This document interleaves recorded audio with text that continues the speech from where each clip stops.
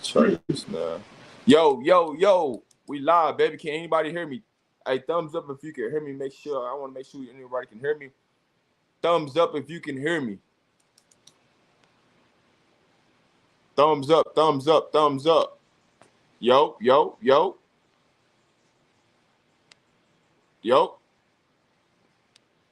If you can hear me, thumbs up.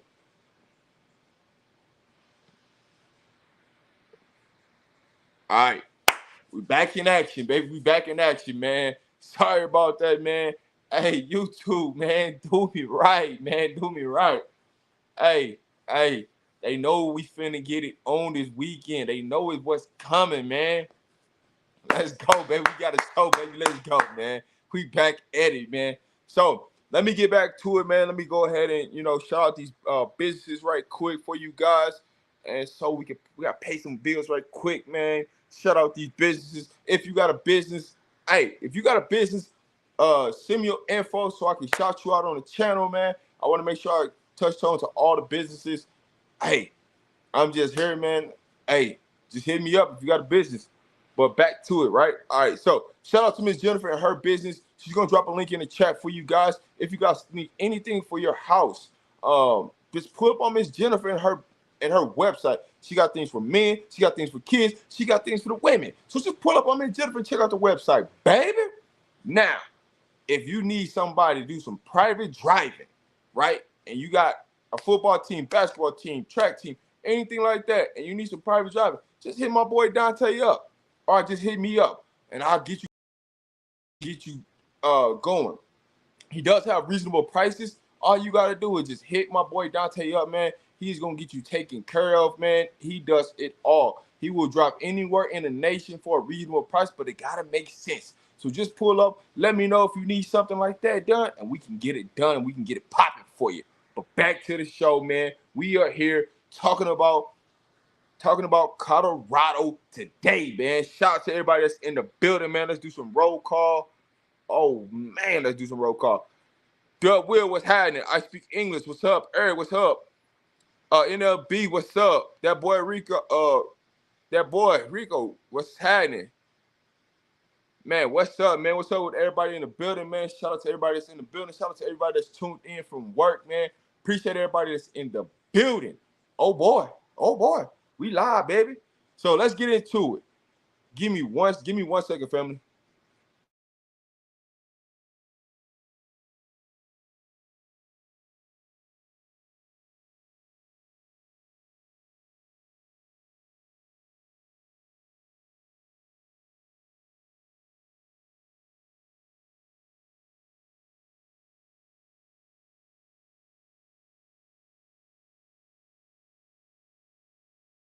Sorry about that, family. Man, everything trying to not work technical today. Trying to get everything organized, man. All right, so going into CU, right? Today's about a breakdown of CU versus USC. Um, but before I get into this CU versus USC, right? I want to talk about this one topic. And the topic I'm about to talk about is Travis Hearn meeting up with Blackburn. If you don't know who Blackburn is, it's number 11 from CSU.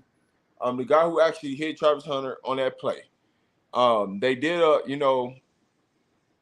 hug, met up last night, and you know, you got to commend Travis Hunter for being a big person, right? Having forgiveness in his heart to go meet up with a player, who put him off for a couple weeks.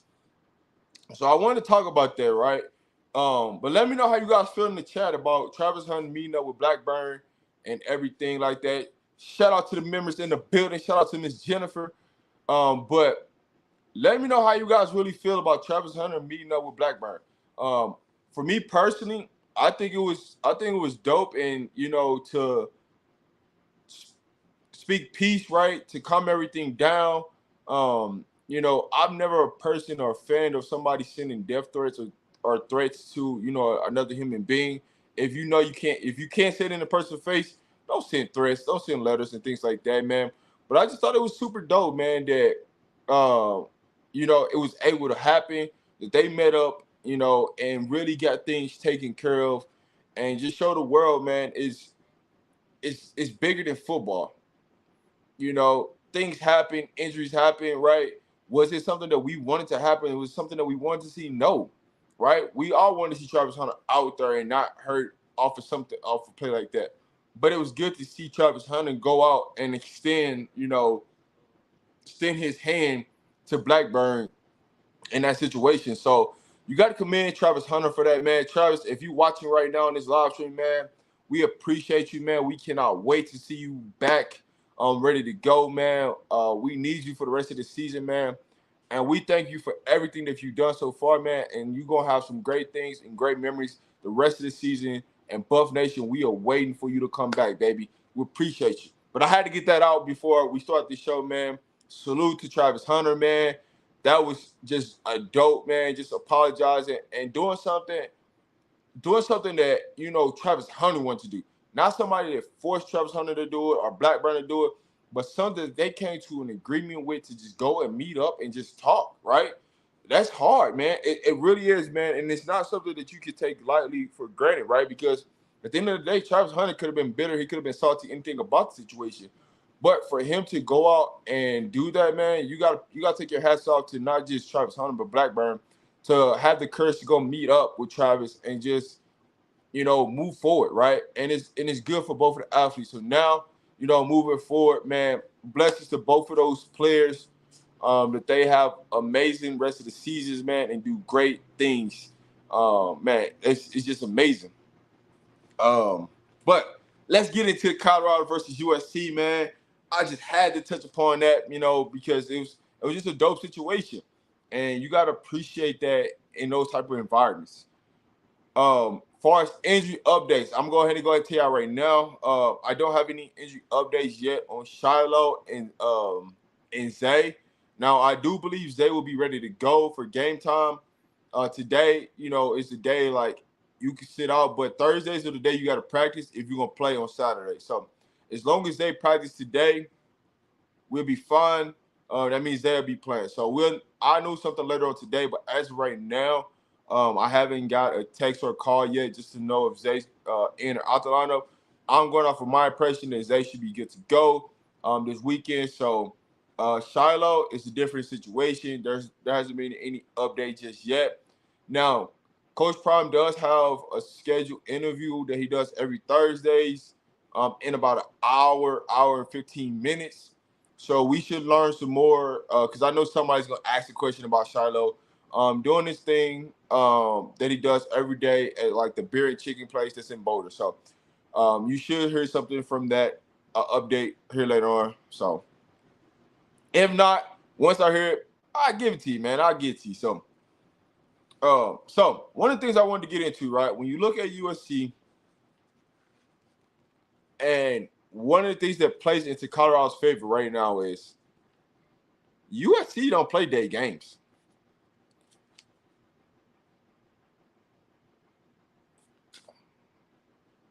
Rob, could you tell me a little bit more about Vito Tisdale? It looks like he's running with the second team.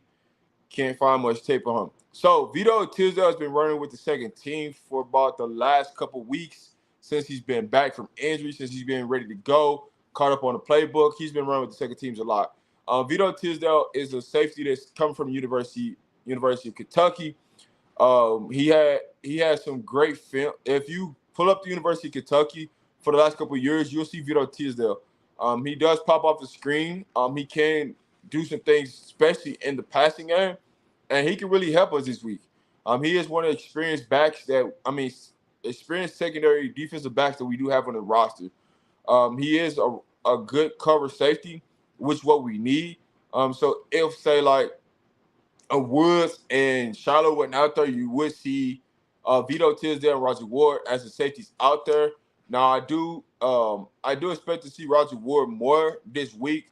If Shiloh cannot play, I do expect to see Roger Ward out there because we're going to need his speed, his versatility out there on the field, not only to just go out there and cover, but also be that deep safety that's range.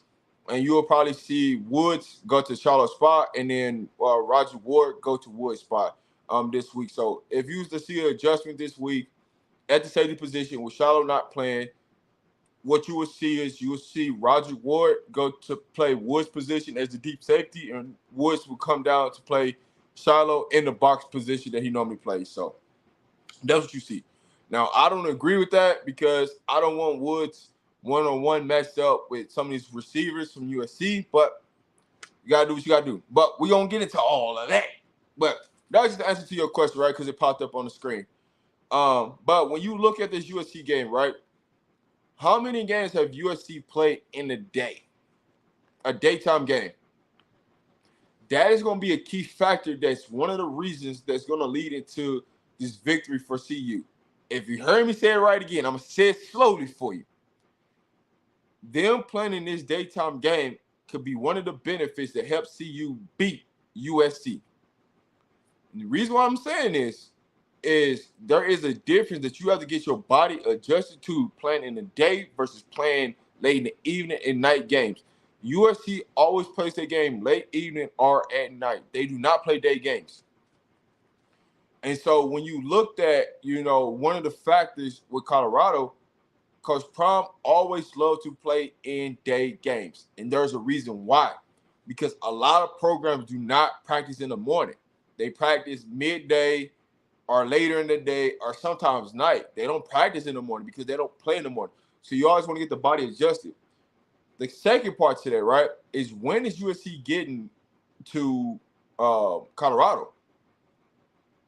USC struggles in altitude. When you seen USC play last year, right, at in Utah, they actually lost last year to Utah. Now they beat Colorado, but Colorado also went to USC.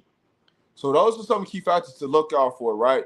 Coming to play in the altitude and having to come to Colorado. When is USC gonna come? Because that can play a part, right? Coming from California to Colorado, there is an adjustment period that your body will go through. So those are things that you can look out for. Next, right? Let's go to the offense. So I'm gonna start with the offense, then I'm gonna go to the defense. When you look at CU's offense, right? This is the week to go run the ball. I don't care what you say.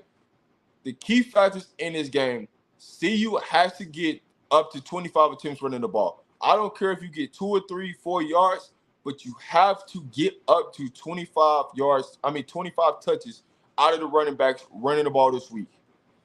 Because one of the things that USC is not good at is tackling the football. They do not tackle in space very well. And those are the things that you got to look at, is they don't tackle very well in space. So if you are Colorado, you want to run the ball this week. And here's another reason. When it comes to USC, not only do they not tackle well, they over pursue the football a lot. And I'm going to say this again. They over pursue the football a lot. Lamar. I'm not going to talk about Kamani at all whatsoever today. I appreciate your super chat. I appreciate your question. But I'm not going to touch based on Kamani. I'm over the Kamani situation and answering questions on Kamani. What I will say, it is not a concern. All right? That's what I'm going to say, and I'm going to leave it at that. It's not a concern. But I'm not going to be touching bases on Kamani. I'm just letting you guys know, so don't ask about Kamani. I'm not going to touch bases on Kamani whatsoever. I'm just telling you this right now. I'm not. It's old. To me, it's old, and it's getting annoying, so I'm not going to answer. Coach Prime said what he said, and we're going to leave it at that. That's all. Appreciate you. I appreciate you. Don't get me wrong. I appreciate you. But I'm not going to answer the question on that. Now, back to, Colorado's offense, right? When you look at this game is built for Alton McCaskill. This game is built for Savion Wilkinson.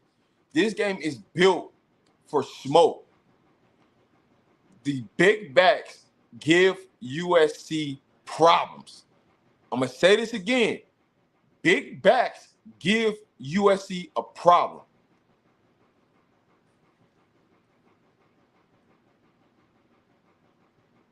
And that's the part that y'all got to understand, right? When you go and you turn on any film and you watch big backs play against USC, they always have a great day against USC. because USC create gaps, create lanes, create holes for you to go run through. I'm going to get into recruiting here in just a second. But when you look at USC defense versus Colorado offense, Colorado can win on offense. They can create scoring opportunities on offense. I'm telling you this right now. I hope somebody from Colorado listens. Please go ahead and start Alton McCaskill. Please go ahead and start Alton McCaskill. Do not start Dylan Edwards. Start Alton McCaskill. Because this is Alton McCaskill's breakout game Saturday. This will be Alton McCaskill's breakout game Saturday because USC over-pursues the football like crazy. They're going to create gaps for you to go run through. They're going to create gaps for you to make big plays. And this game is going to be open for a lot of RPOs. If I'm Sean Lewis, I don't care what you do. We are going to RPO the death out of UFC. We are going to RPO. And if you don't know what RPO stands for all those that don't know the football terminology, it's a run pass option. So you fake to the running back, and you can make a pass, or you can hand it off to the running back and go for a run. They need to do that a lot this week, because when you see the flow of USC's defense, they flow a lot off of fakes, expecting everybody to run because they create gaps and they will allow you to run the ball. This game will be open season for anything that you want to do offensive wise. And that's why you don't hear a lot of people talking, right? If you heard Lincoln Riley, he don't want to say nothing bad about Coach Prime. Because he knows that they have some deficiencies, right? He did an interview saying, man, listen, we got to work on our deficiencies, and we don't have time to be talking about Coach Prime and Colorado. And we're talking about them. We're wasting time, productive time to what we need to focus on, because we have a lot of deficiencies that we got to clean up. And Lincoln Riley knows they've been getting away with stuff for week in, week out, and they haven't played against a talented team yet to expose them to that level. And this is why I feel so great about CU being able to go in and upset USC at home, because it's tough to win on the road. You can say whatever you want to say, but it's tough to win on the road. If you watch Lincoln Riley's teams in the past, Lincoln Riley's teams always struggle on the road.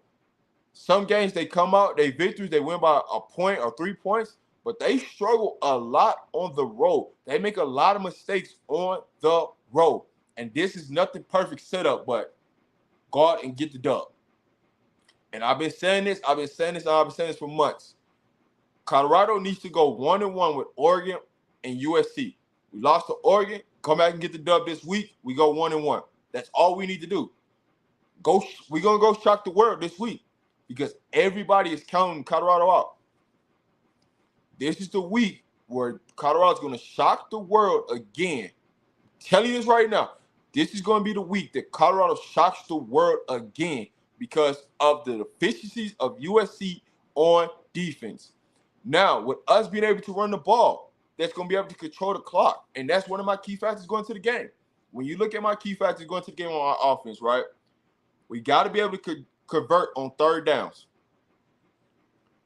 We must control the clock. The only way you're going to be able to control the clock is getting first downs in the running game, in the passing game, keeping positive yards, right? We don't need us to hit home runs in the running game, but we do need 3 or 4 yards. Let's just gain 4 yards every play, right? Every time we go out there, we gain 4 yards. It's the first down. That's it. Just gain 4 yards. That's it. Keep USC under 500 yards total. And the pass and the run game combined together, you got to keep USC under 500 yards. We must go over 100 yards in the run game. We must go over 100 yards in the run game. This week, we are going to be able to get 100 yards in the run game. Just because the way USC plays on defense, the way they over-pursue, and they don't tackle very well in space whatsoever. I don't care what game you turn on. If you go back, you watch USC on defense, and it comes to tackling, if you listen to anybody, not just me, you can go listen to USC, any one of their shows, and they will tell you this. They will tell you this. USC has a problem with tackling. They're going to create lanes for you to run. They're going to create holes for you to run. You got to take advantage of it. You got to take advantage of it. Now, when it gets to the defense, USC gambles a lot on defense. And I'm telling you, they linebackers will go after the run. They will go after the play action. And that's why it's so key to at least attempt to run the ball. We have to get to 25 attempts. I'm telling you right now, Colorado gets above 25 attempts run game and gets over 25 first downs, we win this game. I'm giving you the keys to the recipe right now. I'm giving you the keys to the recipe. Colorado runs the ball, get over 100 yards, collects 25 first downs, we win this game. You don't got to listen to me. You don't got to believe me. But I'm telling you this right now. Colorado gets 25 first downs and gets over 100 yards in the run game. Colorado wins this game. And so when you look at our defense, right? So, bam. The key players for me this week, right? Shedeur Sanders, Alton McCaskill, Sevion Wilkerson, and Javon Antonio. Those are my 4 key players on offense this week. All right? So, Sevion Wilkerson, Alton McCaskill, Shedeur Sanders, and Javon Antonio. Those are my 4 key players on offense. Now let's get into the defense. Colorado must commit to stopping the run. What I would like to see from Colorado this week is come out in a 4-3. Forget coming out in a 4-2. Come out in a 4-3. But in the 4-3, at the linebackers, we need Juju. And this is why I've been going back on the debate for the other linebacker that should be in there with Juju.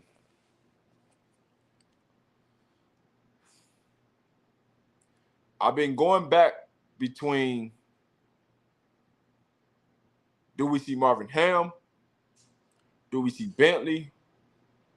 Do we see B. Gant? Or do we see DeMar Kennedy? This is the debate of who that other linebacker is. Or Jeremiah Brown. But I know y'all thinking like, yeah, who should we see, right? I know the situation what happened with B. Gant, right? But, hey, I'm going to leave that alone. So, they're probably going to go Marvin Ham this week with Juju. The third person that I want to see on the field with them is moving Trevor Woods as that third outside linebacker. And by doing that, now you're playing with Quez, Roger Ward, and Cam as the safeties. And having, Quez is the inside corner, Roger Ward and Cam as the safeties. Putting Woods in the box and let him be in the run support. Or you can, put Cam down and put Woods back. But going to a 4-3 defense gives USC problems. Why would you? So here's my. I'm gonna explain to you why.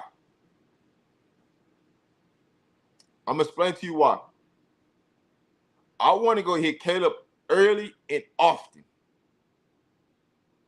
I don't want Caleb to be comfortable. I want Caleb screaming around. I want to get as many shots on Caleb as possible. Here's why. What's the one thing USC hates? USC hates playing physical teams. USC hates playing physical teams. If you put the pads on them, you're going to start to see USC start crying start bickering with each other. They do not like physical play. And this is why you got to play a 4-3. Shut down the run. You got to shut down the run. Because if you don't shut down the run, you're giving them more options to do. You want pressure on Caleb early and often. Don't come, hey, listen, we don't need to sit back in no zone. We don't need to do that. Listen, we need pressure. Pressure, pressure, pressure. Caleb offensive line, it's not that good, people. It's not that good. They are okay. The difference is Caleb makes them look better because he scrambles a lot around the pocket. He scrambles in circles a lot, and he's able to get away with it with his arm. And he's never had to really go up against, what's our strength to our defense, right? The strength of our defense is our secondary. That's what they put the most focus in. So if you're able to get pressure on Caleb, you're able to go hit Caleb, you're able to get mistakes by USC. And that's what we want. We want the mistakes. We want them to get a 3 and out. Because I'm going to tell you this. Colorado can get 5 stops in this game. They win this game. And I know you like, man, 5 stops. But if you think about how many possessions a team will have in a game, 5 stops is a lot. Because just think about it. The way the clock runs, you can run 14 plays in one possession and almost run out the entire quarter. So you might only get, let's just say, you might get 2 possessions per quarter, right? So 2, 4, 6, 8. I don't know why that just happened. But all right, let me keep realistic. You might get 12 possessions throughout the game, right? You get 5 stops.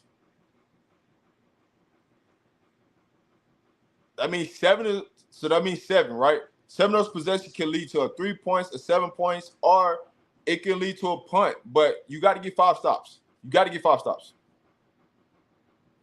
And so the thing that we got to look at is we can score with USC. That's not the problem. It's we got to control the ball on offense and eat up the clock to eliminate possessions on USC. If it's me, I'm taking the ball first. I'm taking the ball first, and I'm going to go score on USC. Why? Because now I got the crowd behind me. The crowd is going to play a factor. Everybody's riled up. I do not want to get Caleb the ball first and let them take the momentum and take the crowd to the game. We want the ball first and keep the fans engaged, go down and score. Control the game. Control the clock.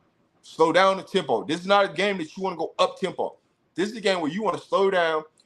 You want USC to make mistakes. You want them to pursue the ball and just hit the gaps.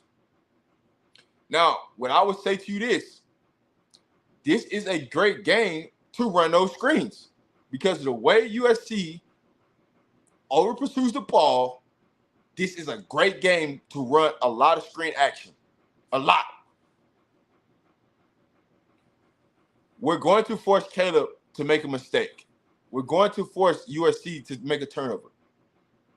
Our defense must get 3 sacks. Must.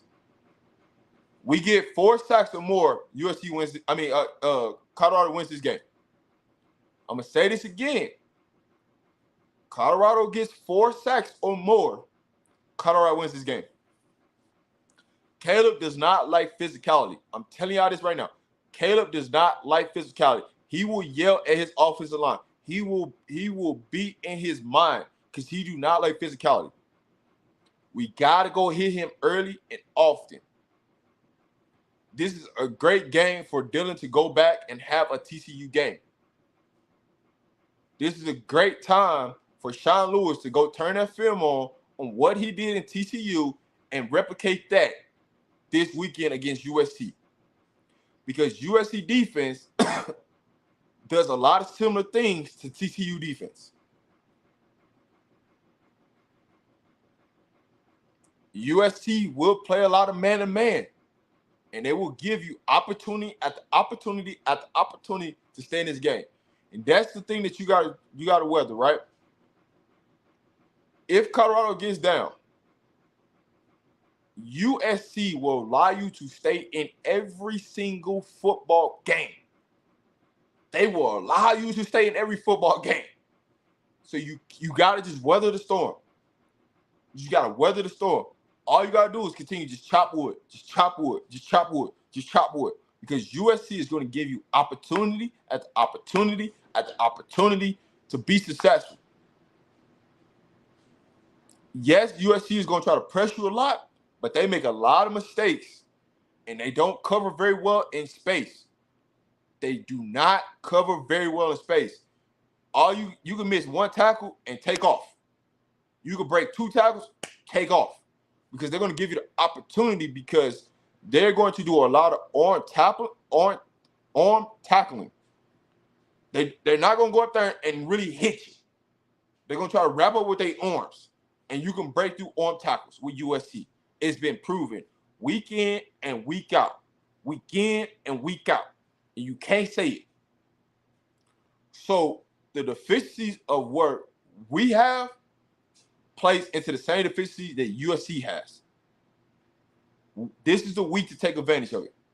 This is the week to take advantage of it. This is the week for Alto. This is the week for Savion Wilkinson. This is the week for Kavasier Smoke.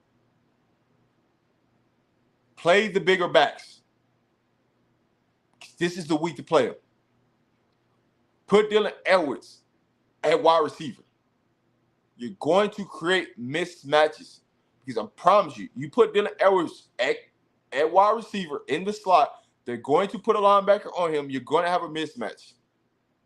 They're going to blitz. They're going to create pressure. They're going to create holes for you to get the ball off. And I'm going to tell you this. Our offensive line don't even got to be great for us to win this game, because USC is going to make our offensive line look better than what they're supposed to, because they're going to create holes and gaps for us to be able to run. I'm going to say it again for you, because I know you ain't listening. This week, USC is going to make our offensive line look better than what they are, because they're going to create holes for us to go run through. I'm telling you. But you don't got to believe me. When Saturday come and you see the creases, you see the big chunk yards, us going for 10, 15, 20 yards a pop, you're going to see. You're going to see. I'm telling you right now, USC will allow you to stay in this football game. They're going to allow you to make big plays. It's going to be up to CU to take advantage of the big plays that they're going to allow you to get. They're going to miss a lot of tackles. All you got to do is just get the ball out. That's it. Just get the ball out. Here's what I would love to see them do on offense. I would love for them to go put two running backs in the backfield, run an RPO with a backside pitch, right? So fake it. If we get the inside, we get it. If we don't, that defensive end crashes. Boom. You get Shedeur out. Boom. You got to deal in errors with him. Pitch it. Get him out of space. Let him go. I would love to see them put Dylan Edwards jet sweep. I would love to see them use Horn. Felt like he come across motion, come back, get the ball out to him quick, get him out to space, let him get to that next gear. Be more creative in the offense. But if it's me personally, I'm starting Alto McCaskill. I'm having Savion Wilkinson bag up. Let's go. Hit him. Because I'm going to tell you right now, big running backs give USC a problem. They give them a problem. And we're going to wear them down over this game. We're going to wear them down. Because nobody has been able to push USC to that limit for them to break. Because they didn't have the talent on offense to make them break. They didn't have the cerebral quarterback to make them break. One thing about this, we got Shedeur Sanders. We got a quarterback that can push them to the limit and really make USC fold. Because one thing you know, if Lincoln Riley is under pressure and it's time to go win a game, they never do. And that is one of the great things that we got in our hands. And you don't got to believe. And I'm not telling you to. What I'm telling you is when you look at the keys of this Colorado versus USC, USC has more holes than what you think they do. People just haven't been able to expose them because they haven't had the talent to expose them. Think about it. They played San Jose State, they played Nevada, Stanford, and Arizona State. Just saying. San Jose State, they put 28 points on them. You don't think we capable of putting more than 28 points? We're better than San Jose State. Nevada, they put up 10 points. You don't think we can score more than 10 points? Nevada put up 14. Stanford put up 10. And just last week, they gave up 28 points to ASU with their backup quarterback in. Third-string quarterback. Just saying. Just saying. Hey.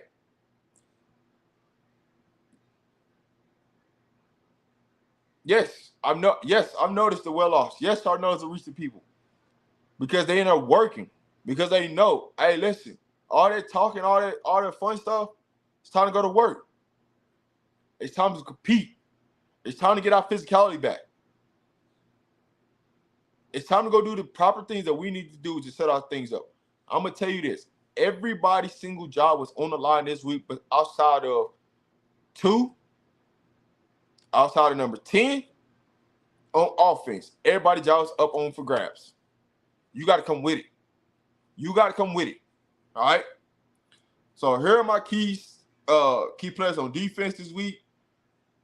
Number 1 player, Juju Mitchell. Number 1 player. All right? Number 2, I'm going to say the key unit, not key player, key unit, our defensive line. All right? Our defensive line is our second. Number 3, Carter Stoudemire. Those are my 3 keys on defense. My keys to the game, we must convert on third downs. We must get 3 or more sacks. We must control the clock. We must stay focused on keeping USC under 500 yards. We will produce over 100-yard rusher or 100 yards cumulated on offense as far as running. So we will have a game over 100 yards this game. And the magic number for USC, we must keep them under 25 first downs. You keep USC under 25 first downs, we win this game. And those are my keys. With that being said, I'm about to open this thing up, man. If you want to pull up to the show, give your opinion, give your thoughts, what you think. You don't got to agree with me. You come up here and say whatever you need to say to get off your chest. But I'm about to open this thing up for you. So, hey, pull up. Let me see what you're talking about. And we're going to get this thing rocking. But the link is out there. So if you want to pull up, you want to talk, let's talk. Now, when it comes to penalties, USC is known to get penalties. They are known to get a lot of penalties. We have known, this last game, the last couple games, we've been getting a lot of penalties. But I do believe we will have 6 or less penalties this game. That's just my true belief. I think we're going to be queued up. We're going to be more disciplined. And we're going to be ready to go this week. Hey, but the link is out there. You want to pull up, you got an opinion that you want to state, pull up to the channel. Let's talk about it. You ain't got to hide in the comments. Let's talk about it. If you got any questions right now, go ahead and drop them in the chat. If you got any questions right now, I'm answering all questions, all super chats. The only thing that I'm telling you is right now, the only thing that I will not be answering, do not ask me about Kamani McLean. I am not answering no questions on it. I'm just telling you this right now. I am not. Rob, how do you expect that defensive line will improve this week? Changing personnel, changing attitudes, how will they stop or at least contain the run? So,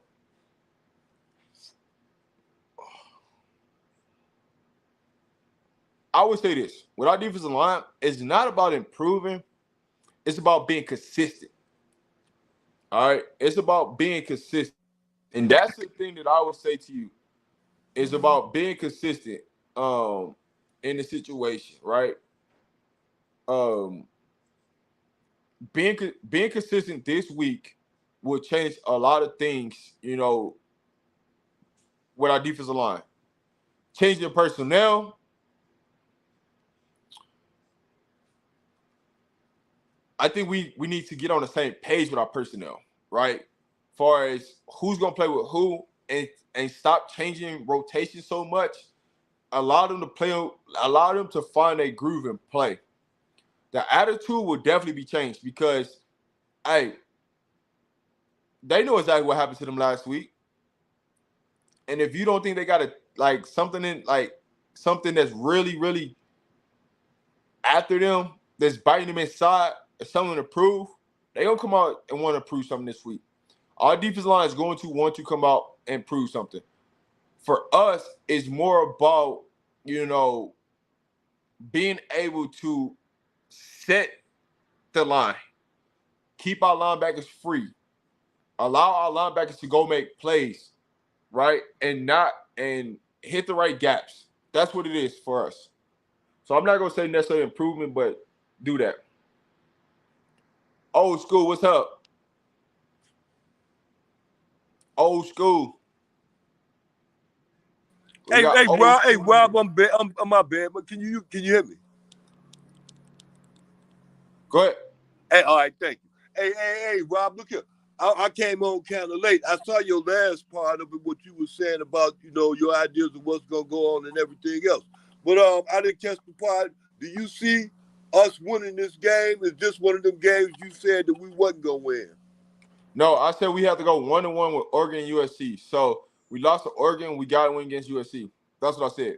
Okay, we got to win against USC, so this ain't one of the ones you was picking us to lose. Okay, No, how do you see us winning? How you see us? Do you see us winning this game? yes. Okay, good. There you go. All right, Rob. What's going on with you, baby? I What's going Yeah, on? hey, listen. Hey, old school. Here's my Yeah, key. Here's my keys, right? yeah. To us winning this game. Uh, we will run the ball. We will get over 100 yards. Yeah, But not only that, when we get over 100 yards, we're going to create a lot of big plays and big opportunities. Uh, we're I gonna agree. we're gonna get pressure on Caleb Williams, and they're gonna give get a couple turnovers. God. So, um, and so for me, our defense has to get more than 3 sacks for us to win this game, Yeah, and we got to get over 25 first downs and limit USC to under 25 first downs. And we I win this agree. game. I agree. I caught that. I caught that when you said that. That's the part I caught. I get. And Rob, I wanted to say this too. Hey, shout out to Cheryl C and she listening today. Hey, I went back and watched that thing she did on Juju. I'm telling you, Rob. Hey, I'm impressed with what Coach Prime doing out there, Rob. For real though, man. I can't help but be impressed with that. I see it happening now, Rob. I don't see it later, man. I see it now, man. There's a story to it. I'm sorry, Rob. Go ahead. I love you, boy. Ah, now you good. Questions on recruiting. Rob, I noticed that Bryce Underwood never posted pictures on his visits, but posted his from Penn State. Could he be saving it for his commitment? Yeah. So Bryce Underwood, he did take pictures on his official visit. Why he didn't post them? I mean, it's a recruit. I'm not sure why he didn't post them, but he did take pictures. Just to let you know that for sure. With that being said, I'm gonna go ahead and drop this list on the recruits that are expected this weekend in Boulder. We got a 5-star wide receiver, Nick, who is a commit to Michigan State, but he will be pulling up to Boulder. We got a 4-star offensive lineman, in-state recruit, Mr. Gabe. He is committed to Tennessee right now. That we're trying to flip back to Colorado. We got a 5-star running back, Mr. Jordan, um, that we got on campus. That we have on campus. We got a 4-star wide receiver, Tez Williams. Now, Tez Williams is the person that you want to keep your eyes on. He does have some connections to Colorado. He is super, super close to Caleb Mathis, so keep your eyes on that. We got 4-star linebacker, Mr. Montez um, coming. He just got an offer. He just decommitted from his school that he was committed to. We got 4-star wide receiver, Mr. Marcus Harris. We got 3-star wide receiver, Travis Smith. 4-star, 26 wide receiver, Mr. Dixon. And then we got a 4-star offensive lineman from IG, Mr. Britt. So that's the list of recruits. The list is bigger. I did not include a lot of the in-state players that's coming to the game. These are the majority of all the out-of-state players. Now, there are a couple players that will be coming that has not finalized all their playing information, all that. Once they do, I'll give you guys all the information. But this is the list that's confirmed right now to be coming to Boulder. What I will say, 5-star wide receiver Ryan Wingo and 5-star wide receiver Cam Coleman, they will both not be coming on a visit this weekend. They have rescheduled a visit, and there's a reason behind why they rescheduled a visit. So that does not mean they're not coming. But the 2 5-star wide receivers are supposed to come this weekend, rescheduled. They will be back on campus for official visit. But the way they're trying to do their visits and set their visit up is to give them more one-on-one time with the coaches. So they will be on campus here soon. Yeah. Yes, Jordan, he just decommitted from Wyoming, 3-star prospect out of Colorado. Yet, yes, he will be at the game. I didn't put any in-state on purpose. That was the reason why I didn't put any in-state recruits on there. But, hey, which recruit is later to call Reed? He'll be in Boulder this weekend. So his nephew or cousin, he came on the last home game. He came on the last home game. So he's a safety out of Tennessee. He came on the last visit. Hey, Rob, I'm gonna tell you something, Rob. I'm gonna tell you something. Your knowledge of this game, not only just your knowledge of the football game, period, but your knowledge on the inside of the football game it ain't just a phrase less to be desired. Because boy, I'm telling you, boy, I desire to have your knowledge of it. So boy, I'm telling you, Rob, somebody telling you something. Somebody on the side, you got a headphone on your ears telling you what's going on with this game, because you know what's going on, Rob. It's something you know that everybody else don't know. Hey man, I just come out here and have a great show, old school. That's what I do, man. That's what I do, man. Old school. Why everybody they scared to come up here and talk to you today? Old school, what's going on, man? Rob, wait, Rob, look here. Don't blame it on me. It's you, Rob. I'm telling you, Rob, it's you, Rob. I'm telling you. Because right now, everybody in that wait and see mode. Everybody tired of just talking. I ain't tired of talking. I can't wait to see. I'm in that wait. I can't wait to see mode, Rob. And I can't wait till this day just go past faster, because tomorrow gonna come. If it comes in, I'll be blessed to see it. Thank you, Jesus. I want to see the game too, and the day after. But it's okay, Rob. I ain't worried about everybody else. I'm just worried about me and you right now. I want to see what you think. See, Rob, if I know what you think, so you got, well, I'm going to go right back again and repeating myself. You got the inside track. So I'm going to stay real close to the inside track, because I know who ain't for the good, who is for the good out there in Boulder, Colorado. Because I'm going to be real focused on Boulder, Colorado. Let's go. What up, David Talk Bus? Hey, Dave. Hey, what up, Dave? Hey, Dave, go ahead and pull up, because I know old school got some words for you. Go ahead and pull up right quick. Pull up, Dave. Ain't nobody else coming. Come on, hey, Rob. Come on, tell him pull up. All right, so the answer to your question about Shiloh, there hasn't been any updates just yet on Shiloh just yet. I kind of talked about this in the beginning of the show. Coach Prime will be doing his live interview in about between 15 to 45 minutes from now. Yeah. They normally do this on Thursday. So with that being said, we should get an update on Shiloh. But as of right now, there's no update on Shiloh. If he doesn't practice today, he's not playing. I can just tell you this: if you don't practice on Thursdays, you're not playing on Saturday. That's just how Coach Prime rolls. So I can tell you that. I didn't see him out there yesterday neither. I didn't see number 20. I didn't see number 21 in the white out there yesterday. I thought if your coach was terminated or left, you could immediately transfer and start playing. Is that right? So no. So with Michigan State firing their head coach, even if they transferred, they wouldn't be able to play just because school has already started. Now, if school hasn't started for a school, then you can pull it off. But everybody started school officially now, so it wouldn't be no way to do that. What up, Lawrence? What up, Lawrence? Hey, what up, Rod, man? Good, man. How are you? Chilling. Just wanted to give a little more insight on the Michigan State situation since I reside in Michigan. And see a lot of people in the chat, saying, hey, we can go get linemen, blah, blah, blah. So, yeah, you're correct. What you said earlier that these players are eligible to transfer within this 30-day window since Mel Tucker has been officially fired. However, they would likely lose a year for two reasons. One, if they've played 4 games with they have, I think this week could be their 5th game, if I'm not mistaken. Mm-hmm. They won't be able to redshirt this year if they do transfer. So once they play those 4 games, they can't redshirt after that.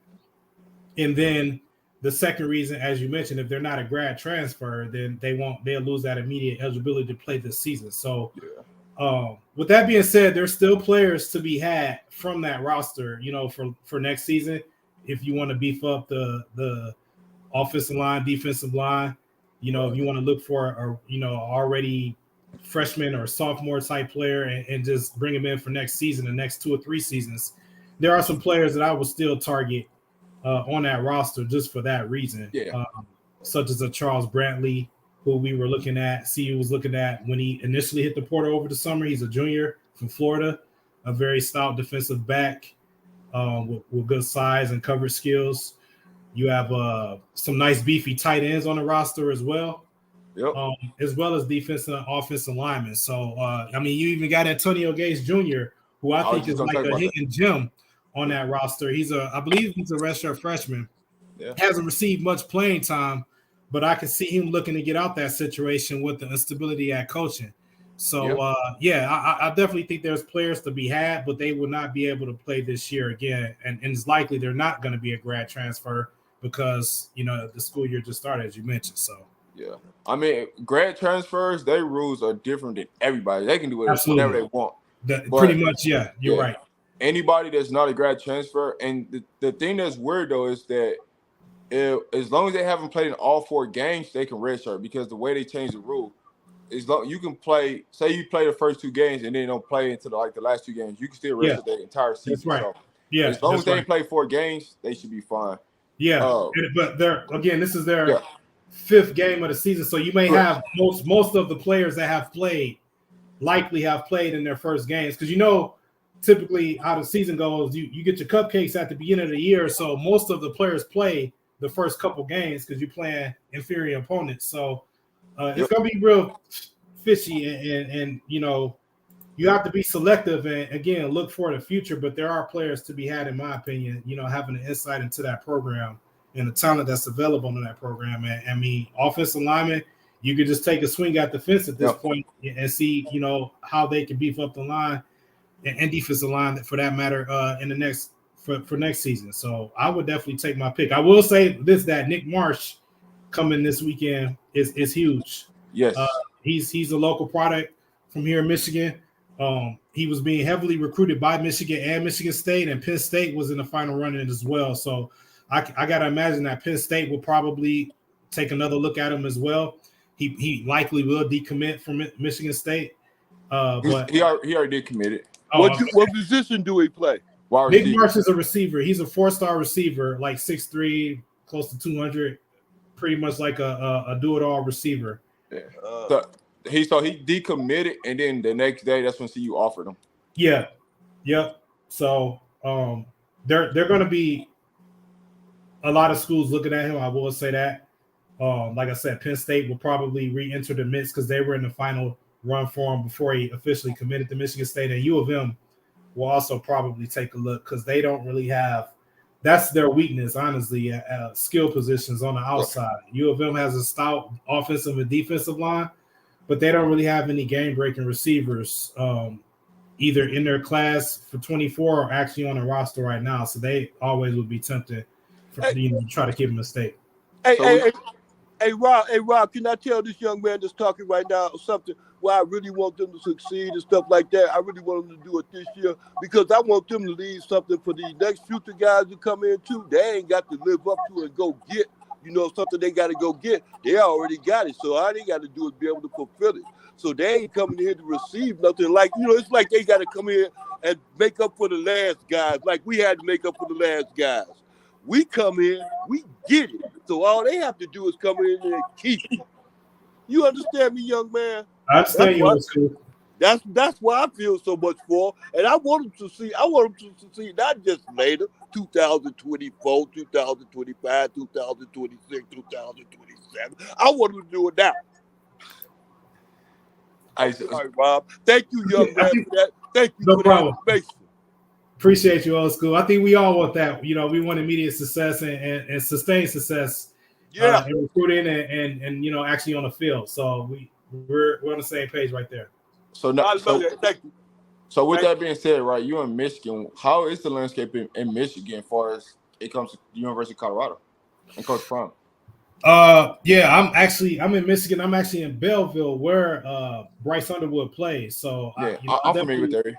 Yeah, it's mixed. So you still have your Michigan faithful and loyal here, and I call them Michigan fanatics. As every home base, has their fanatics and loyalists who are just U of M no matter what. But yeah, the Coach Prime movement and the following the Coach Prime and all things CU is gaining steam here, as evident as Brandon Davis Swain committed to CU. He seemed to have been a lot to University of Michigan. There was a pipeline there. His high school coach is on University of Michigan staff, and yet he still, broke the trend, came on a official visit to CU and committed over the summer. So it's definitely gaining traction, and people are paying attention to what CU is doing. And honestly, that's how Brandon Underwood, got in the fold as well. He saw that first game and said, "Damn, what is that? What if that's me out there doing exactly what Shedeur Sanders is doing?" So contact was made with Coach Prime and camp, and he's definitely in the fold. And the reason why I asked it because I've seen this, we're starting to attack a lot of kids in Michigan right now. Yeah. And not just in the class of 24, but the class of 25 and the class of 26. And so that's what I wanted to ask. How is the real landscape out there? Because I see us starting to attack and start a lot of those kids coming on visits to Colorado. Yeah, the Nick Marsh, as you mentioned, the Corey Sadler, who was a class of 26, came on a visit with Brandon Underwood.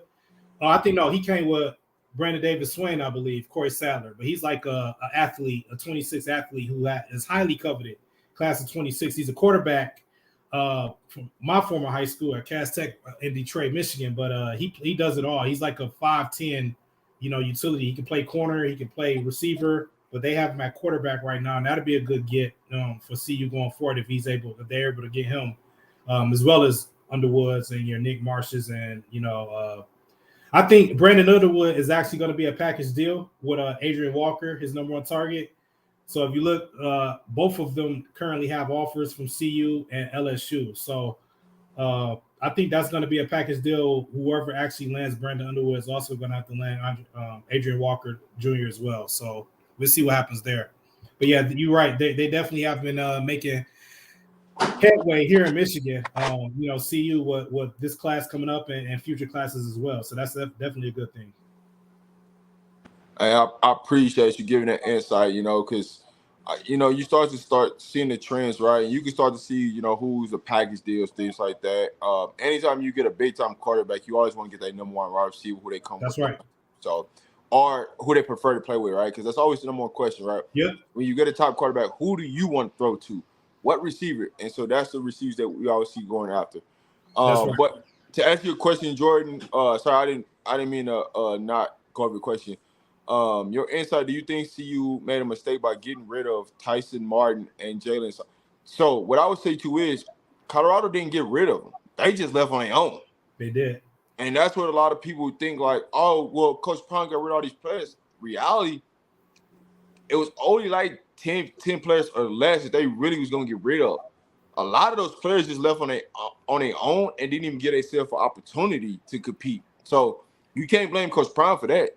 It's either you want it or you don't. Like, and some people, they took their opportunity to say, you know, they wanted to go with another opportunity. Now I think Jalen, he should have stayed.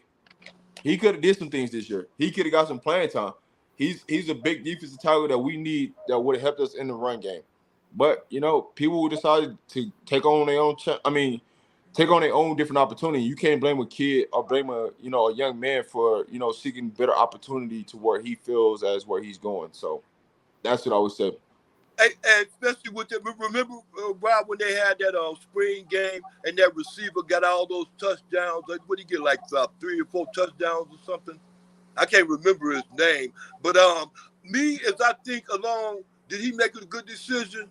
I have to think twice about that, because I have to think twice about the fact that, yeah, I think wherever he go, he can do that. And not only did he just show that, all he showed what he had to do is just sweat,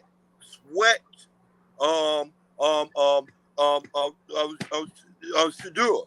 And if he sweats Shador, he'll be successful. And then any of the receivers out there get this message: sweat Shador. Keep sweating. Look, Shador, here I am. You remember, we still on the same page. Here I am. That's all you got to do. And he going to get you the ball. All he did was just show how good Shador is. And all you have to do is, if you're a receiver, you got to act like you want it. I would say this, right? I would say there's a couple people that left CU's roster that should have stayed. Yeah. And he's one of them, right? And I would say Zico, he should have stayed. Right? Yeah, Zico too. What about the one that got the 3 touchdowns, the receiver? I can't remember his name. You remember it? Yeah. I don't think he would have got the playing time he wanted. So I think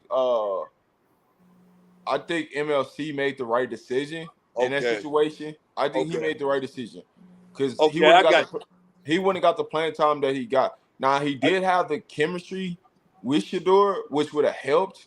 But at the end of the day, I think he made the right decision for him. But when it comes to like a couple of those defensive linemen, I feel like they should have stayed.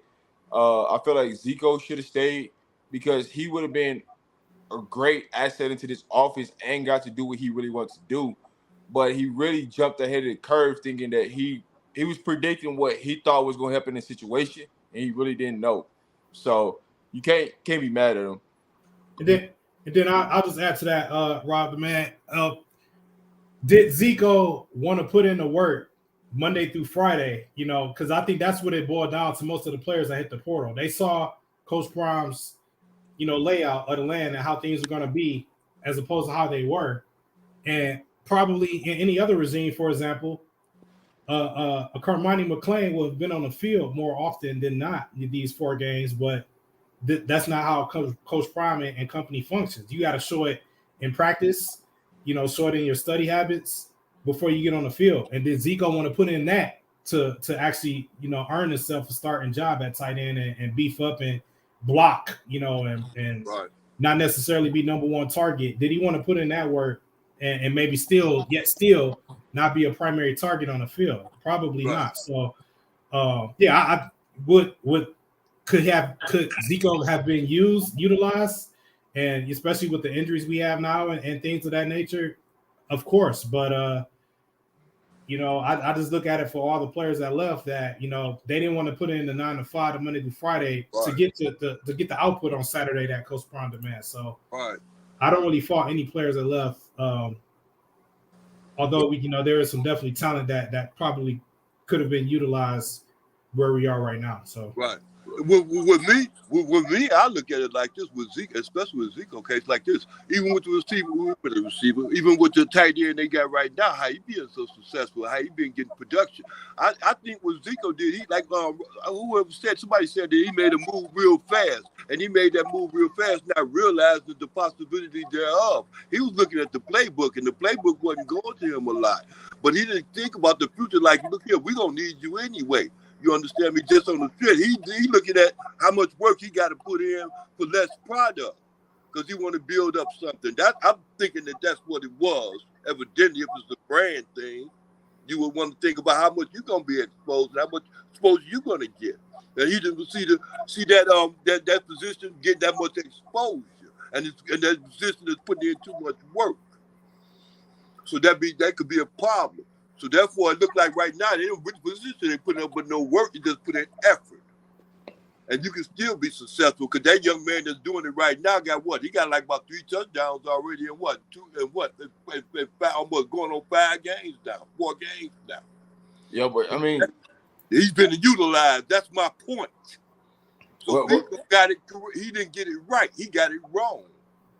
My point. There you go. Rob, sorry, go ahead.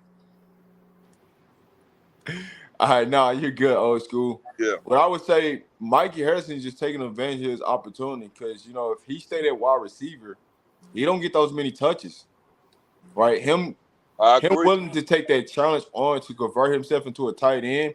Yeah. You know, they really not asking him to block that much. And so we can say, you know, hey, you know, who should stay, who shouldn't. At the end of the day, they made their decision, they left. Could they help us? Yeah. Right. But, hey, Rob, not cutting you off, but what did Travis Hunter say? Hey, shoot, if they want me to play tight end, I'll play it. Is that what he said, Rob? Or I'm just mistaken. Maybe I'm old and just hearing too much. Listen, if Travis Hunter could play offensive line, he'll play offensive line. Travis Hunter. I heard him say on his out of his own mouth when he was sitting on the bench. Matter of fact, look, Rob, this is who he was saying it to. He was saying it to Shedeur Sanders. He was saying it to Jimmy Hunter. He was saying it to the other guy, what's his name, Alton. Or not Alton, but the other one, the receiver, the big one. And he was saying it to, what's his name? Number 20, number 10, or whatever it is, the other one. He was saying it to them. He said, look here, if they wanted me to play tight end, I'll play it. And that's what he said, Rob, and he meant that, what he said. And they all said, they looked at him like he was crazy. What up, Zion? Well off. What up, Law Dog? Talk to us. Hey, man. Hey, Rob. What up, Law Dog? Hey, old school, I got to holler at you, man. I gotta announce something, man. Spit it out. Man, I woke up this morning. With your man on Jesus? I did that too. And I think Colorado gonna beat them boys this weekend, man. It's gonna be a party. And they're gonna be at home too. That's gonna be good. Yeah. Hey, Law Dog, thank you, Law Dog. See, God told me to. And I wanted to ask you again because I asked you yesterday and everybody got in our business. Listen to me, Law Dog. I don't know how to bet on that, but I know god dang well if CU lose, they ain't gonna lose by no goddamn 20. Rob, listen to me, I ain't cursing. They ain't gonna lose by no goddamn 21 points. Law Dog. How do I get that money, Law Dog? I need to put my money on something. How do I do that, Law Dog? I think like they were saying, you can bet against, right, Rob? You could bet against like basically the money line of the spread, right? Okay, yeah. If I put 6 on it, just say I put $6 or 600, just so 6,000. I don't know how much money I got, but I know I got more than $6. Look, I think it's what triple. I think Rob said it's it'll what? What's the so it's a plus 810. So say you put $100 down, right? Right. You'll win $810. So your total winnings will be $910. Yeah. Off $100. Listen, Rob, this is what I want you to understand too, so you will get to what I'm saying. Look here, Colin, you know, we know we used to have Colin be talking. Colin won't tell nobody to do nothing stupid like that, but he always tell you to follow your spirit. God, don't you, Rob? Hey, listen, old school. I ain't gonna that Colin my boy now. I ain't been had no discussion about Colin, dog. Okay, that's my guy. Right. Yeah, he tell you to follow your spirit, and my spirit is telling me they ain't gonna get beat by no goddamn 21 points, Rob. Yeah, they gonna actually beat them boys, man. I'm telling y'all, when y'all start looking at the factors of how this game is being played out, Colorado's gonna upset USC. I think it's more. People say whatever they is, but when you start looking at the factor, this is a day game. USC don't play in day games whatsoever. They don't even practice in the day. Yeah. They normally play afternoon and night games. That's a major factor. You talk about altitude as a major factor. You talk about, you look at their defense, you can score on a defense. They jump and create a lot of lanes for you to go. They over-pursue the football. Like, it's certain things that you can break down. You be like, hold up, wait a minute. They can't be like, they can't be a 22-point favorite. They didn't even beat ASU by 22 points. They only won by 14 last week, but nobody's really pushed USC to that deep end.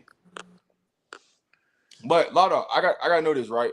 You say you woke up and you felt that, you know, Colorado's gonna be USC. How did you come to that? to say that?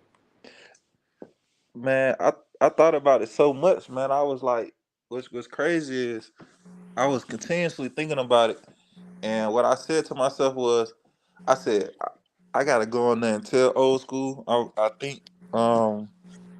think Colorado gonna win this weekend. And what's Yeah. crazy is old school was basically the only person on the live. But beyond that, I think it's just the story, bro. I think they dropped that Oregon game like that for a reason, bro. Oh, And they gonna redeem themselves this game, bro. Just it's gonna make the story greater, bro. and Now, look here, and then not only that, I want you to understand something. See, last week I know that you rock. See, you understand this. You rock with Oregon like that, and you know you see the possibilities of Oregon got. You know Oregon got a level, and this level to this stuff. And see, you ain't at Oregon's level, but I'm gonna tell you something. They's at what's the name them level? Hey, Law Dog. yes, sir. Hey, No, you understand what I'm saying? Yeah, I most definitely understand what you're Okay, saying. you's at their level, and they can run and gun with them. See, you can't do that with Oregon. They're not at that level, but they can do that with Southern California. They can play run out shootout, but then they can be close. And just what Sedura do, he keeps things close, especially when he on his feet. Yeah, it's a difference, man. Like story, like think about it, bro. Travis, look, bro. Travis making up with the dude this week. I'm Yeah, telling you, It's going. They got Law LeBron Dog. James, like, bro. The story is too big for him not to Law win. Dog. I'm telling you, man. The media is setting this all up for you. All Yeah, you gotta do is pay attention, it's baby. like it's like destiny, bro. That's just how I felt. I was getting breakfast and I was rewatching the live from yesterday and I was like, man, I forgot who I heard talking, but he said something that made me be like, they gonna beat them boys. They gonna beat them boys. Hey, Frankie, pull up. You got, It you might got to have been pull up and talk. Frankie. I think it might have been Frankie. I Yeah, that's forgot what. who. It He might got have he got to been come up here Frankie. and talk though. You know how it is. You know how it is when it comes to that part. You got to come up here and talk. Yeah, but I don't know what it was, man. And then I was looking at old school, man. His excitement yesterday about the Bucks. I'm like, man, yeah. I can't fake it, man. Them boys gonna beat them boys, man. Hey, boy. Hey, Rob, look here, boy. I'm tell you, Rob, we got all year to go along with this, Rob. It's going to get greater later, boy. I just can't wait on the good part Hey, for it to be later. Hey, old school. Let me tell Yeah. you this. You was missing yesterday. Who? I was hoping Beezy was gonna be on here, but you was missing yesterday when Beezy came on. I need you to give a talking to Beezy. I didn't catch the show. Matter of fact, I went back and tried to find you before last night. I tried to get back at you last night, but I didn't catch the show. Yeah, I was on something else. Man, my boy Beezy, man. I think Law Dog did something to him. Yeah, I ain't surprised. Law Dog do that. Hey, I told Law Dog the other day, I told you he reminded me of one of my friends that was opposition when I was young and stuff. And then a lot of my friends, my buddies and stuff, they wanted to jump on him all the time, but I always had his back. Old school. Yeah. You ain't gonna believe this, old school. My people originate from up that way, Milwaukee. Yeah. Yeah. Bet. Yep. Yeah. Yep. Hey, Law Dog, let me say this to you, right? Mm-hmm. Hey, have you noticed that ESPN or Fox ain't brung up that Colorado is 1-16 against USC? Nah, I ain't seen nothing about that. I'm just saying. I haven't though. Anybody that's telling you to take USC, right? Ain't nobody brought up the fact that Colorado is 1-16 against USC in the last 17 matchups. The media is giving away what's finna happen. Y'all just ain't woke. 1-6. What that mean? They beat them last year. They didn't beat them the years before last year. No, they haven't. The last time they beat USC was in 2016. Okay. They're not 0-16. They're 1-16. They beat USC in 2016. Okay, I got you. Ain't nobody talking about that factor. Yeah. Right. Yeah, right. It's a lot of things they ain't talking about. It's a lot of things they talk about, but they ain't talking about. So they want to talk about the things that'll make you go against USC, the bet against them, but then they don't talk about the other things that make you want to bet against. Well, hold on, USC is good at that, so maybe they're gonna be a challenge there. I'm catching all both ears. I'm weighing all the middles, Rob. I'm doing my homework. Listen. Our offensive line do not have to play great to be USC. I know it. I agree. There you go. I agree. Our defensive line have to play great. I'm telling y'all this right now. Our offensive line does not have to play great. They got to play okay, but they do not have to play great to be USC. Right. They just right. They ain't got to do no more than they did the last TCU or Nebraska or any Oregon. Well, they got to do more than what they did against Oregon. They got to step it up. I take that back, Rob. I disagree. They got to step it up. Actually, that offensive line got to step it up. They get complacent. But hey, old school. Here's why I'm saying this, right? It's levels. If you watch how, and this is why I said we don't have to play great. If you watch how USC defense attacks offensive lines and attacks the quarterbacks, they over pursue.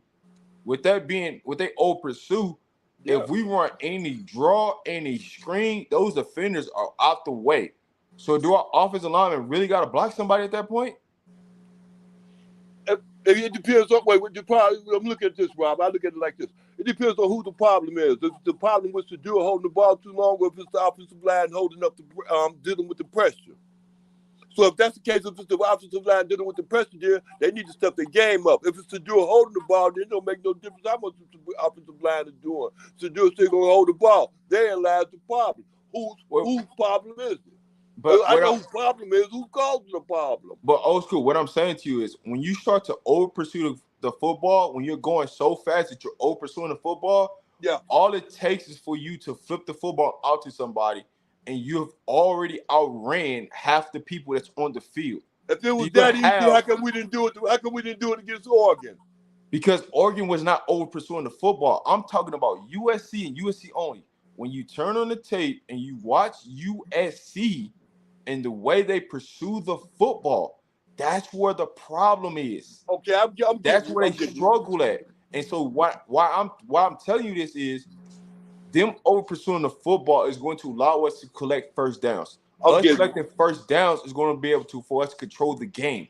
If we're in control of the game, you're putting pressure on USC.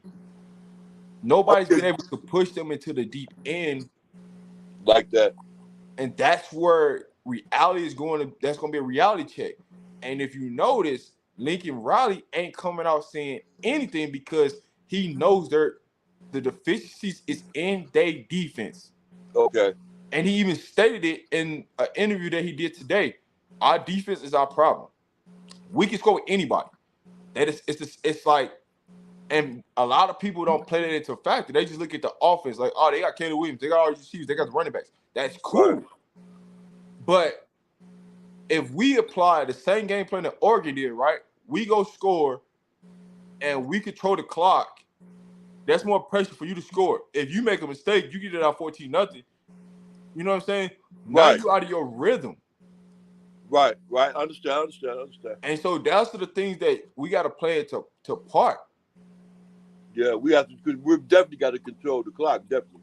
I can't even see it being. I have no understanding why I think they're gonna win. Like I can't say it's gonna be this or a Shador or the O line or the running backs. I really don't even know.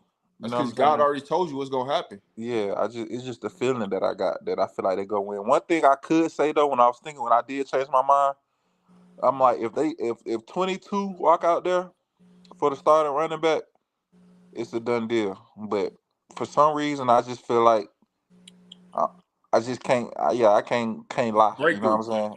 For some reason, that's just what I feel. I feel like they're gonna beat them boys. For some reason, I think it's just in the cards for them to beat them, and they shouldn't beat them, but they gonna win.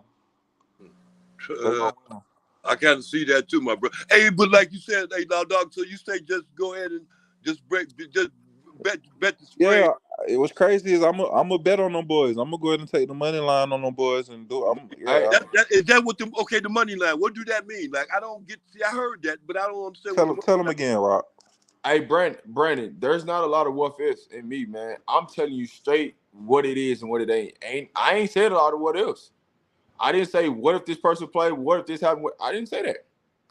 I gave you the breakdown of exactly what it is. What you need a breakdown on? He need the money line the breakdown. money line. I need it too, Rob. The money line. So the money line is a plus 800 and a plus 810. So say for instance you had $100, right? Yeah. Right. They win. That's $810 that you collect. Right. Plus the $100 that you bet you get back. So it'd be a total of 910. Right. So I'm okay. Hold on. It depends on where you betting at because everybody money line is different. If you go look at FanDuel, it's 810. If you go look at PointsBet, it's like 750. Everybody got a different. It all depends on where you betting at. Everybody's got a different money line. Everybody's money line is not the same. Hey Rob, it also depends on what state you're in too. Yes, true. That is true. All right, bet. Yeah. I'm betting FanDuels and DraftKings. I do both. So what does FanDuel show for yours? For mine, it's saying say it like how you said. Say you bet all right. Like old school, you say he won't bet $6. You bet $6, you're gonna win $60. Yeah. More money. I didn't say $6. I said 600. I'm gonna bet 600. Oh, if you bet 600, you can win. You're looking at about $4,000, over $4,000. Hell no. Yeah. No, Rob, no. For the money line, you're looking at like 600,000, bro. But I said it depends on what's 600,000. No, bro. I'm trying to tell you, Rob. I've been doing this betting stuff for a while, bro. When it comes to the 600 now. Fuck it. I mean, you bet you getting over 100,000, bro. I'm telling you. Okay, now look at it. This is where my problem is at. I don't understand this. Okay, say for instance, Colorado lose. Say for instance, Colorado lose by 7. But remember the spread is what? 21 or 22 or whatever. So what do? I still lose that though because Colorado lost, right? If you bet the spread on Colorado and Colorado loses, you lose your money. Okay. No, he's saying on the money line though. He's saying if he bet the money line and they lose, you can bet the spread. No, you can bet the spread and win, and still win your money. Even if you bet if you bet the 21, and Colorado clear that 21, you could win some money off that too. I'm saying it's still a win on that same bet. So listen, all right. So FanDuel right now, if they cover the spread, Zion. The point spread right now on FanDuel is 860. If you bet 600, that's $5,000. Okay. All right. I'm like, bro, that'd be way. No. The only way you could do that is if it was like 100 over 100 plus. For I might bet like 250 with them boys and see what's up. You can put your money on CU this week, bro. They at home. You gotta realize it's practice. And you know another way too. I was thinking about it. Remember they was having that Colorado. What's the name? They're supposed to be at 3-5. And this they already got the 3 games already. You understand me? Whoever bet that 3.5, they already got their money.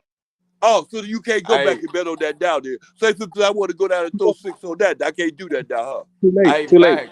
Hey, Mac, I'm with it, baby. I'm with it. Hey, but I can't do that now. I can't go back and bet on that. What's the name on that? You did that at the beginning of the season. Right, I got that. They ain't gonna let you do that now. I got you. That was guaranteed, buddy. Right there. Like tonight, my Packers are playing Detroit. I put $20 down. I could win. I could win a decent amount of money. Yeah. Everybody money line is different. I always say that everybody money line is different. It all depends on what site, whatever you use, and then what state too, Rob? Because not every state has FanDuels or DraftKings, bro. I mean, there's always a site. Like there's because you can go to casinos. There's places you can go. All right. Not every state is legal though to bet. Like not every state legal. That's what I'm saying. Not every state you gonna get that. Yeah. Hey, we could get it out here in Wisconsin though, right? Check. I'm not sure. I gotta check. It's like 20 states right now that accept that gambling thing. It's not a lot. No, it's more than that. It's 20. It's 25. It's half states. 25 states. Okay, well, I missed 5. I'm saying it's not a lot. It's half. It's half.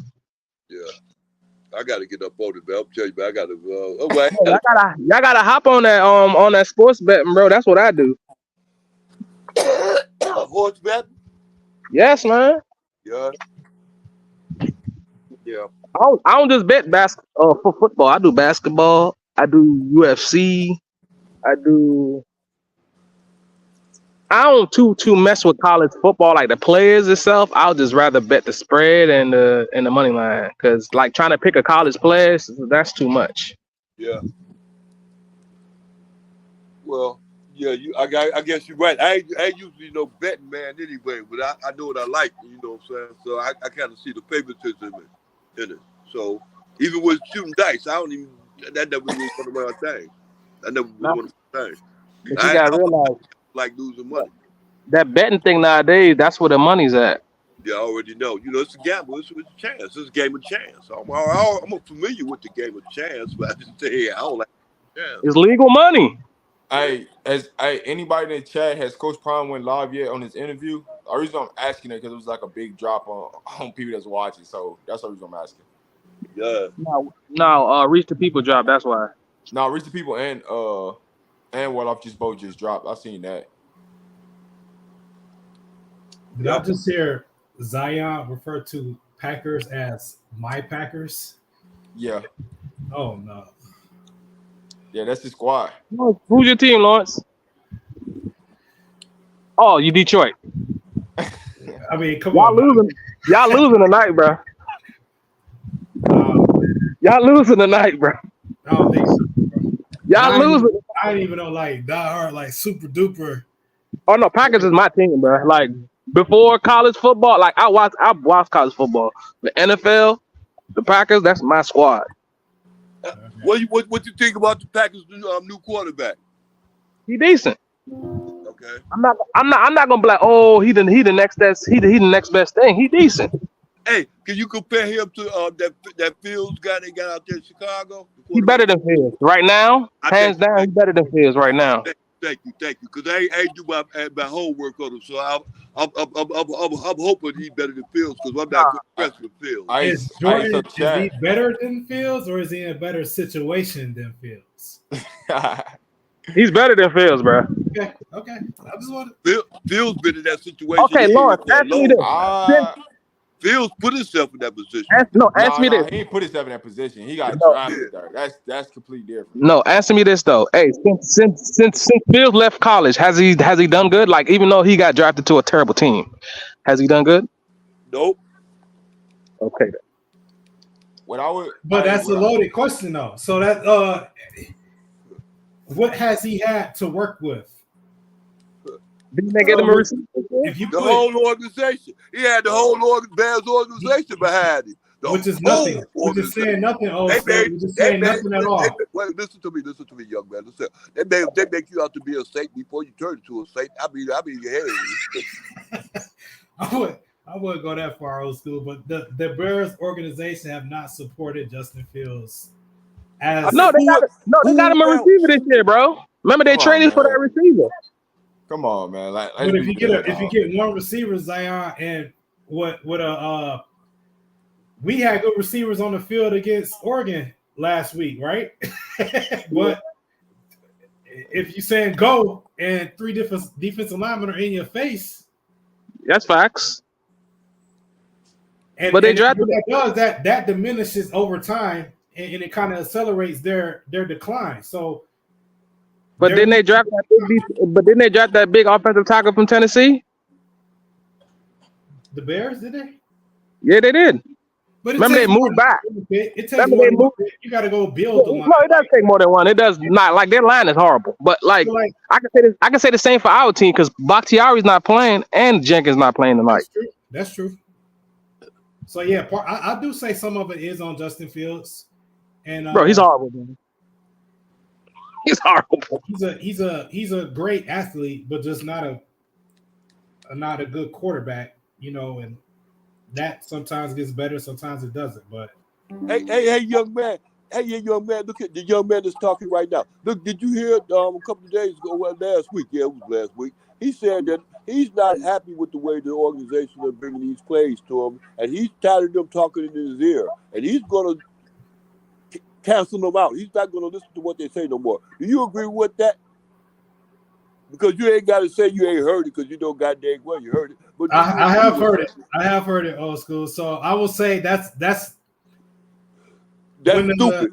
When the relationship stupid? deteriorates to that level, Suicide. It's lose for the quarterback, for the player. The organization, 50-50. especially in the NFL, is going to win 10 times out of 10. So they'll trade them, they'll bench them, they'll cut off all support for them. The organization is going to win out in that kind of scenario. So that's unfortunate for Justin Fields, but I mean, when he made the scenario, right? Partially. I mean, they drafted him, so I mean the decision to not listen to what they telling him to do. Yeah, that's him. That's him. You right. Somebody, he getting a play call for play action pass, and he just pull it down and just run. Yeah, you can't. Yeah, he's not in a position where he can do that yet. I mean, if he's like Aaron Rodgers or Mahomes and one of the top quarterbacks in the league, you earn your right to be able to change plays and kind of say, "F what I get in my ear. I'm gonna kind of run what I run." But he hasn't earned that right yet. But that's just a unfortunate situation altogether. I mean, it's a lose-lose for the organization because they essentially they struck out on Trubisky and now they struck out on Justin Fields as well. So they're gonna have to get another quarterback sooner than later and try to start it over again.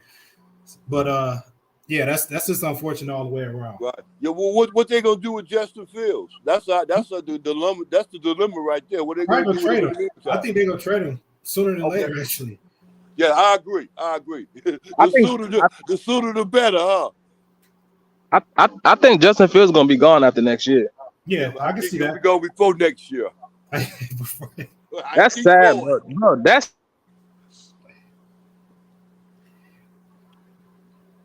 But is it really on Justin Fields, or is it on the organization for not being able to provide the necessary weapons? Hey, look, this is what I mean. Look, I'm gonna tell you something. You know what Shadua with Shadua? Let's take it right back to Shadua again. How but his mentality to hold real firm to that holding the ball like that, not just holding the ball, not throwing the ball away for any given reason or anything else. He preferred to take a sack to sit up there and throw the ball out of bounds or anything else. You don't want to mess with his completion percentage, which is going to get him hurt. That's part of it. Okay. All right. Okay. That's the point. That was my, to a certain extent, that was my point. But do y'all understand? But do y'all understand why though? Why he ain't trying to mess with that percentage? You say he can't. You trying to say he can't? No, run, it make his draft stock better.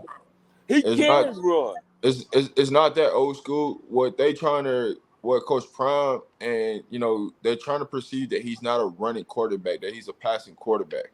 Right. It's going to make him more money because people are afraid to draft athletic quarterbacks and run. So he's trying to change the narrative, and that's why he holds on the ball more than he should. Because he's trying to change the narrative and help his draft stock in that situation. Right. That's what this is more about. Right. Hey, but Rob, but with that though, if he keep holding on to that ball like that and his line is not that good, that could get him hurt, bro. It can, but he has taken some shots. I thought he was out of there when he took that one shot against CSU. I thought he was too, bro. Who was that? No, that's me. That's me. No, I'm just saying the guy that hit him, the DN that was on it, pretty much that he. Kamara.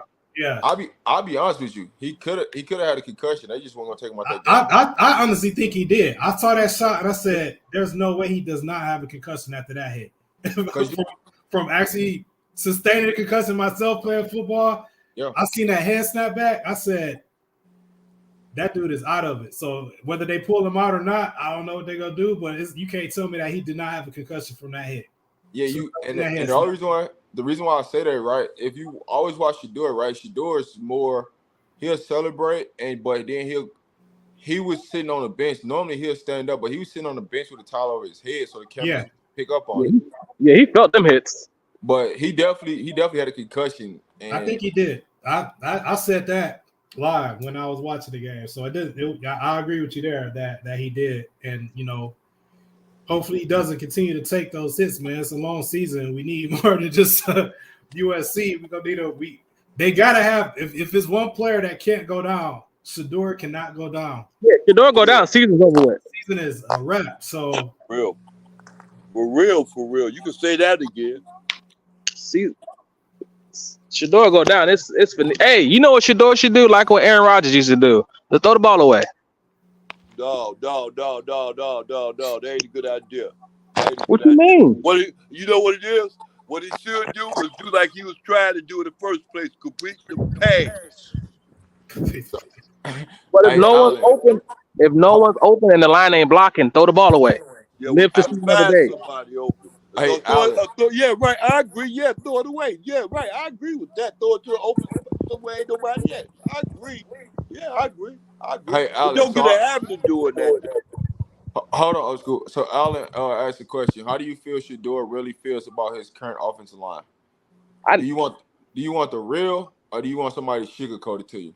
If you want the real, both. Start with the sugarcoat. The sugarcoat. I ain't gonna sugarcoat. I know you're not. I know you won't. The sugarcoat part of this, Shador's gonna say what he said in the press conference. Yep. You know, it's hey, we need an offensive line. You know, it is what it is. Blase, right? He gonna keep it political. If you want the real Shador behind closed doors, hey man, we gotta get him the F out of there. That's what he really want to say. But he knows that he can't go out there and publicly say that, right? He really want to say, hey man, our offensive line is not as good as we expected, right? We have some flaws. We missed Tyler Brown. That's what he really want to say. But he's going to keep it political. He's going to do the right thing. He's not going to expose his offensive line. That's what I would say to you. And that'll be the good thing to do, too. That'd be the best thing to do. Because anybody can answer that question. I just wanted to, answer that that'll question. Be right. That'll be the best thing to do. That'll put his offensive line up under the bus like that, because that's what everybody's waiting for him to do. Hey, what if behind closed doors he cussing them out though? Yeah, hey, go behind closed doors, go behind closed doors. You know he is. You know he's ripping it to him. I'm almost 1,000%. What Coach Brown say? Turn them cameras off. I know Shador go. Hey Rob, he got to be cussing them out, bro. He has to. I would say this. This week they laid into the offensive line. Y'all ain't got to listen to me, but I'm telling you right now, they laid into that offensive line this week. I promise you, they got the message. That ain't gonna make them better. Hey Rob, I didn't say it's gonna make them better. I said they laid into them. Not every, and so here's this, right? And I'm gonna give you from a coach's perspective. You can lay it to people, but that don't mean the message is gonna be received the way you want it to, because every player is different. Some of them can take criticism, and some of it can't. Some of them you just gotta show them on the film. This is what it is, and hope that they learn from it. And so that's what I would say in this situation right now. And that's what they did this week. We gave up 21 sacks. I ain't gotta see no film on that, bro. That's true. That's facts. So, with that being said, you ain't got to see no film. All you got to do is go back to your memory. You can sit there some flash coming back at you. That's the ball tell you. You right. Go ahead. I'm sorry, young man. What I just want to know what's everybody's fix? Because over the last couple of days we've been talking about the O-line all week. What is everybody's fix? Let's go around and because I know some people say is get Tank out of there and bring in. So what is everybody's fix? Is it a scheme thing? Is it a personnel thing? For this game against USC, what is your fix? To me, if I could go first, I would say I just think they're gonna drop their nuts a little bit more, man. I think they got punched in the mouth, bro, and you can't go out like that. So with that being said, I feel like Sean Lewis, he know he got a genius over there in Cliff Kingsbury and Lincoln Riley. So I think he's gonna really put it all, he gonna pull it all out this, pause, but he gonna pull it all out this weekend and just show what he got. And I feel like the O line they gonna step up, man. They know that everything is riding on them. And at the end of the day, you don't want to be the guy, you don't want to be the unit. You know what I'm saying? So I feel like if they do roll out there with the same lineup, I think them guys gonna play a lot better. Not to say they ain't gonna have some of the, in it. They better play better. Yeah, I feel like they just gonna play better, man. And I just feel like my whole thing is if Alto roll out there with the first unit, I just think it's gonna be a little different. And so you say the same unit up front with Alto starting. I mean, I would hope they would change it, but per how they handle all the other rotations and all the other positions, I just don't see them changing it. You see what I'm saying? Whoa. Hey, slow down for a minute. Let me explain something to you. Look here. You know, I'm gonna tell you something. They right now, you really don't get it. They have to put their whole bread and butter right now. This week right here, they got to put it on the running game. Because if they don't produce a running game today, they didn't already know with the past experiences they just have with the rest of them guys. That wasn't working out. They hope and their prayer is on out. No, number 22 in the white young man. And I think he ready. I think he ready to answer. I think he ready to answer the bell, man. So, at this point, I don't see. This is what I mean. I ain't trying to cut you off. Please understand me. I ain't doing that. I won't over talk you. But my thing is this: I don't think they ain't gonna come just bring him in no goddamn fourth quarter. That means the first minute of the fourth quarter this time. I don't think so.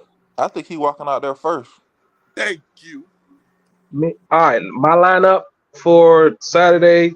Get Tank out of there. I'm sorry, you got to go. Bailey. You said that all week, so yeah. Bailey. Hey, what? First of all, they won 3 games with Tank.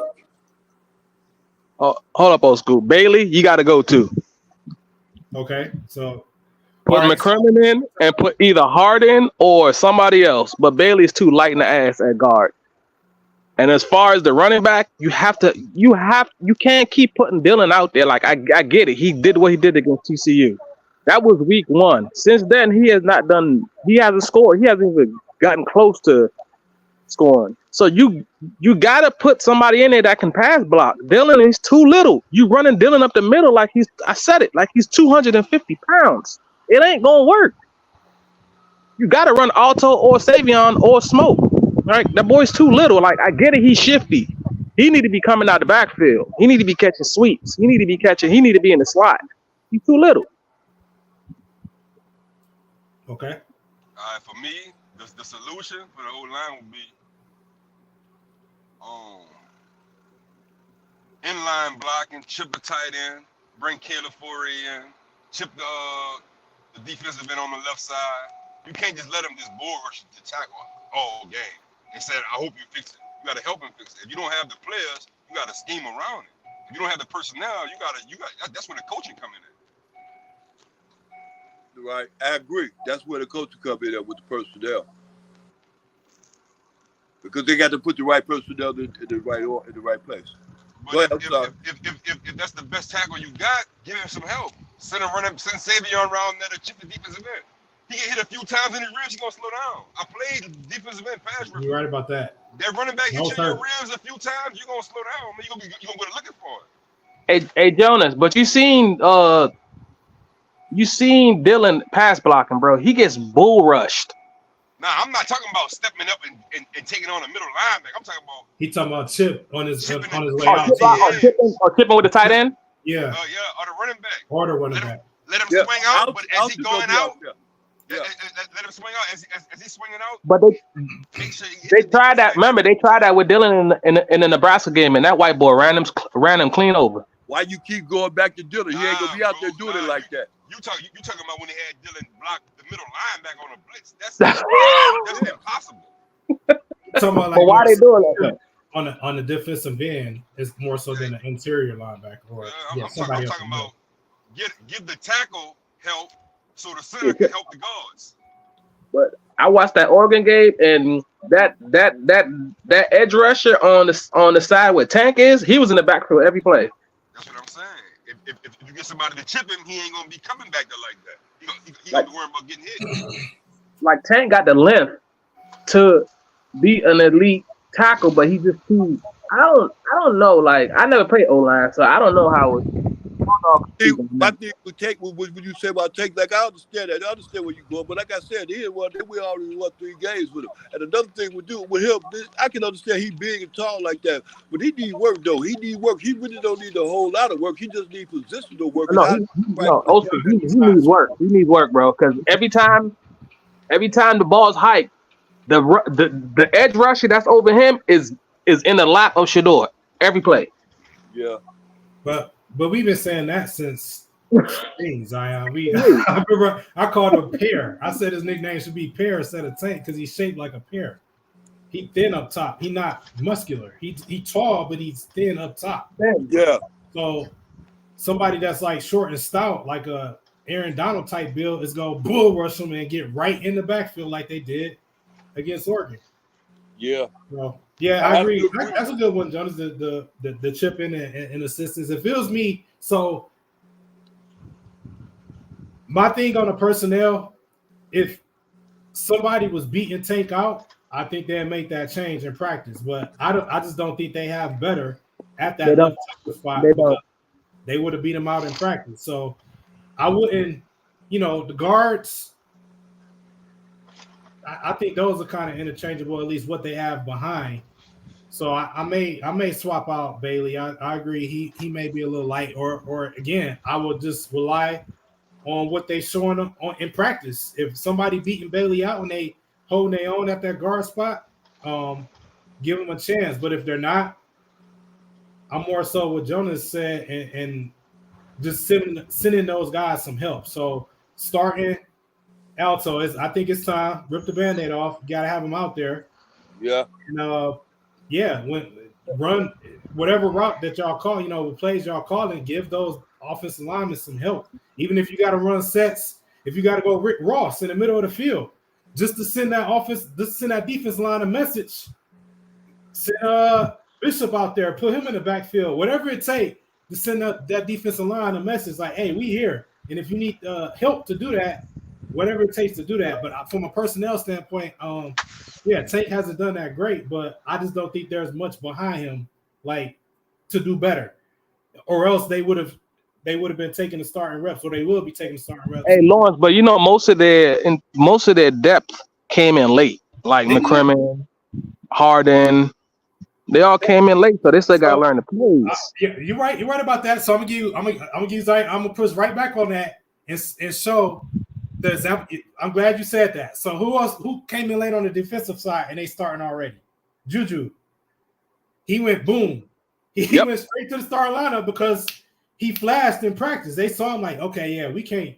He is definitively better than what we have on the field. He came in weeks before game one. So I just don't think nobody is doing that on the offensive line. And they didn't come in that late. They did come in over the summer and stuff, but nobody is flashing to say, okay, this guy holding his own better than Tank or better than Savion Washington or better than Jack Bailey. If they watch that Tank tape, bro, you can't as an offensive line coach seriously look at that and keep trotting that out, bro. You gonna get that boy. You gonna get too hurt.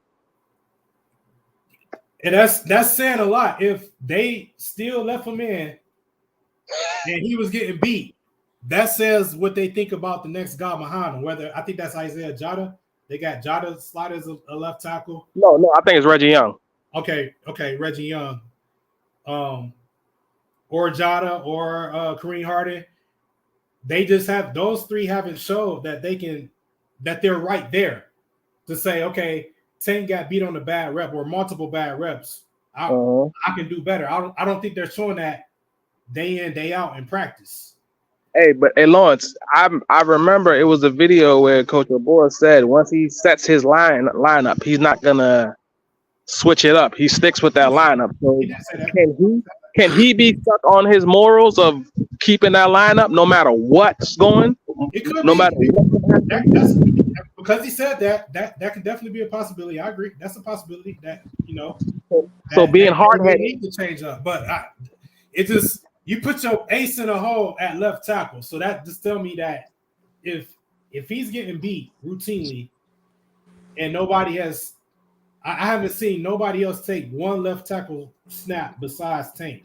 The other, and Savion has been a staple on right tackle as well. They've, obviously we had the injury at center, so we have to get Zelinskis in there a little bit, and the guards have rotated. It seems like a little bit, but he's taking every left tackle snap, and I think that's for a reason because nobody is right there. Yeah, that could be because he said that, but I personally think that is more so that that drop off from the next left tackle is significant enough where you got to leave Tank in there and just honestly hope for the best.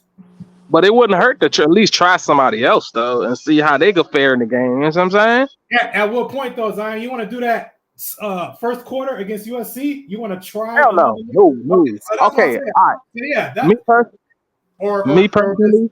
14-14. You want to? Okay. Well, Tank, you gave up 2 sacks to them. I'm just throw Kareem Harton out there. Or, whoever is next up in line. I know you said it's Reggie Young. Maybe I'm just gonna throw Reggie Young out there because Tank got beat on two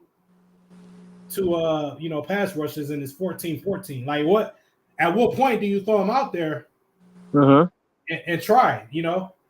Yeah, even but majority of them sacks. Hey, Lawrence, majority of those sacks came from the left side, Bailey and Tank, right? They did. The right side is seen. Savion is, at least from what I've seen, is pretty solid. He's holding his side up on the right side. No, he's gotten beat, but Tank is getting beat like on a every play basis, bro. Like, God, I won't say every play, but he's gotten beaten quite a bit. Yeah, and it definitely showed against Oregon. Nah, it's every play. Don't shoot him no bear. Literally every play. All right, so the man gets smoked. Who can do better?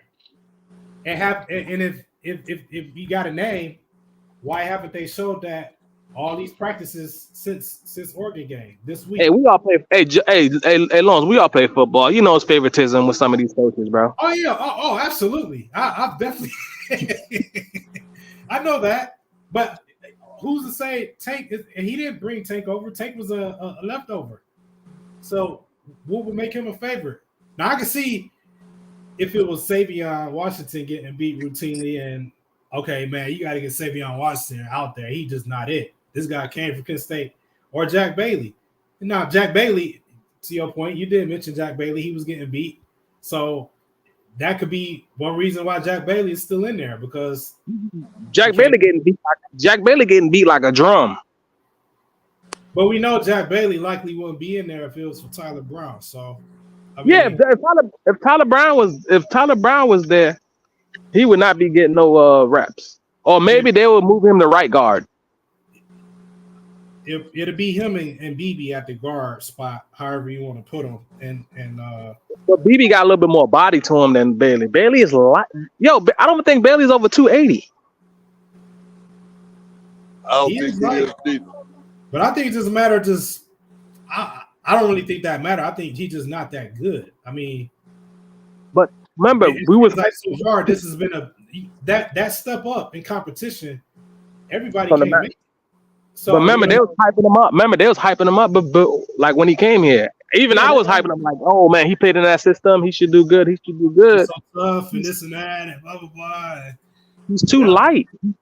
He's too light as a guard. Like any guard I see playing, they 300 plus. Between the height of 6'3" to 6'4". About 310, 315. He's too light. He's 6'4". He got the height, but he can't manage those nose tackles, bro. He's too light. Yeah. I have to agree with that. So, like, we got Kareem Harden, like, bring somebody else. Try somebody else before you get too hurt. Like, I don't want to see too hurt. But what if, okay, so I'm just playing devil's advocate here now. So what if we saw the game, and I know they saw the game, they saw the tape, they was right there on the field. So this week, you practicing, you throw Kareem Harden at, which one is Bailey? Is he playing left guard or right guard? Bailey's left guard. Yeah, because they got BB on the right. So throw Kareem Harden in there in practices, and he just getting beat something crazy. Because remember, Kareem Harden was a tackle. In JUCO, he was a tackle. He was a right and left tackle primarily. So let's say in practice he not performing the same as he would at right tackle or left tackle. He just getting beat. He's slow footed or whatever the case may be. What do you do? And then Bailey, get back in there, and he doing what he's supposed to do against, at least in practice, because they're going up against the twos in practice. So what do you do then? Like, if they practice and they line up and Harden is not showing that he can do better than Bailey is in practice, do you make that change? But you know, Coach O'Boy gonna go with his boy though. Yeah, because I mean, he knows. we know the fake. Yeah, we know the favoritism, and so again, you coach O'Boy, and this is your guy. He got beat routinely against. I mean, everybody got beat routinely on the offensive line against Oregon. Okay, now we turn the page. We on the USC. You the offensive line coach. This is your guy. Two guys on the line are definitively your guys. You ain't go Savion and Bailey. So they got to do like absolutely negative, have negative impact and some to get pulled. With that being said, it's like you already are facing an uphill battle if you Reggie Young, if you Kareem Harden, if you Isaiah Jada, if you McCrimmon. You're already facing an uphill battle because this guy brought you in. So if you ain't doing that and beyond to beat that guy out, it's gonna be what it is. You know what I'm saying? You gotta make the best of what it is because he ain't gonna unless you definitively beating the guy out where the other coaches can see, like, okay, we may have something here in Kareem Harden where they telling Coach O'Boy or Coach Prime, see, we may have some. I think you need to make a change, boss. You know how Coach Prime talks. So if they not doing that, you got to stick with what you got. But then also to go back on this hand of Rob was saying that USC defense can be beat. They can, but their pass rush is number one in sacks. Yeah, number one in the pack for sure. I think what we're gonna have to do is get up on them early. If we can get off to a similar start as we did against TCU. Yeah. Defense come in 3-and-out, offense don't miss a beat. They go down the field and score. Now you in the driver's seat. They got to CU has the team is built to be in the driver's seat. It's not really built to come from behind. To come from behind. They don't got they built to be a front runner. That's how the team is built. So they got to do that. The scheme, the offensive scheme, the plays they are called to be a front runner. Lawrence, ask me this. You and JR asked me this. Okay, they line Bear Alexander. Yeah, he's not gonna be. He only playing 20% of the snaps. You line Bear Alexander up against Bailey. What do you think is gonna happen? Oh, come on! Who you want to take that JR first, or let me take it? Yeah, I mean, we have all seen enough tape of Bailey to know you put Bear Alexander in there, the boy gonna play more than 20% of the snaps if you just line him up over Bailey. He'll probably be in there 40, 50% of the snaps. I agree. He gonna walk him like a dog, man. Yeah, he won't get tired because he won't have much to do. Ben Wells. No, he gonna get tired. He gonna get tired though. Come in on the side and double team. That's what's gonna happen. They're gonna have to. That's what's gonna happen. Like you got Ben Wells. He's gonna say, "Hey, I got your back, bro," and they go pancake him to the ground. Hopefully, that's what happened. If I was Bear and I saw that, Coach, don't even take me out.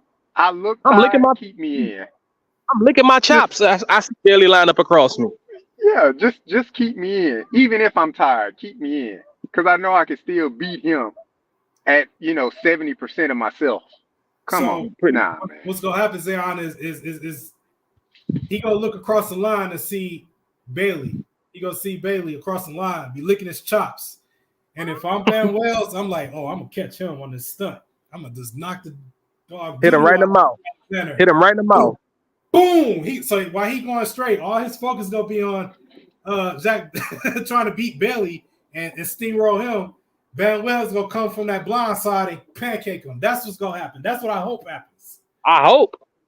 That's what I would do if I'm like Ben Wells. You got to step up and double team this interior line. So hey Rob, what you think about that, Rob?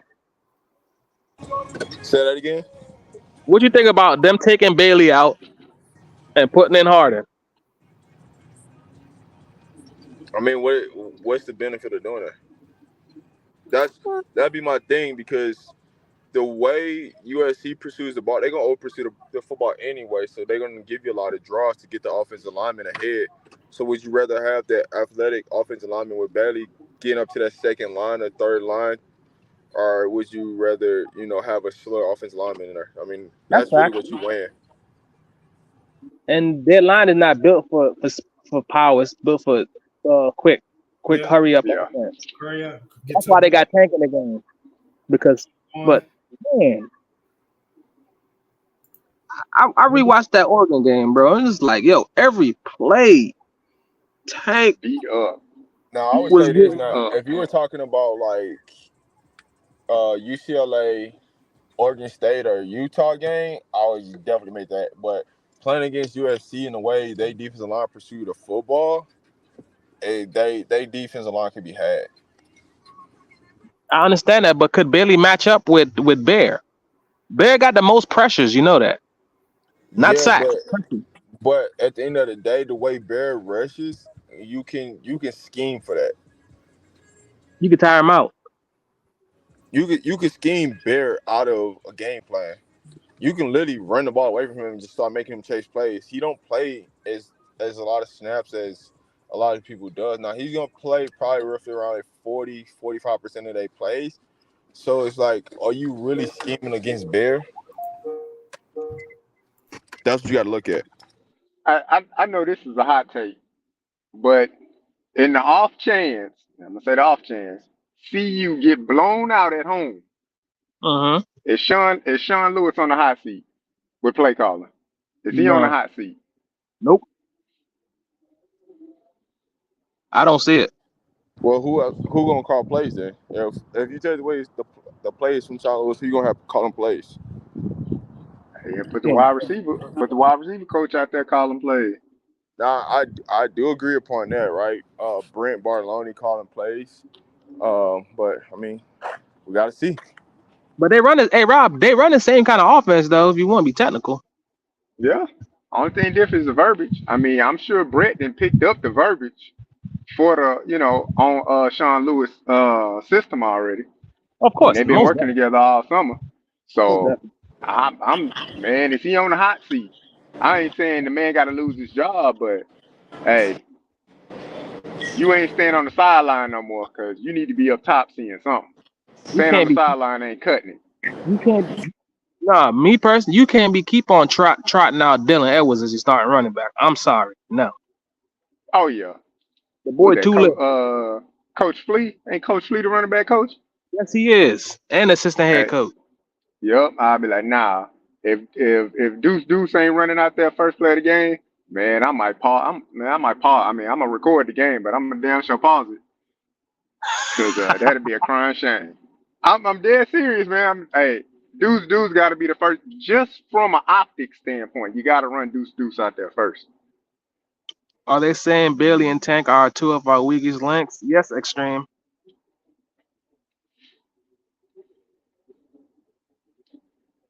All right, y'all. I'm about to end it. All right, y'all. I'm about to end this live. I'm about to hit the gym. All right, do y'all thing. All right, Rob.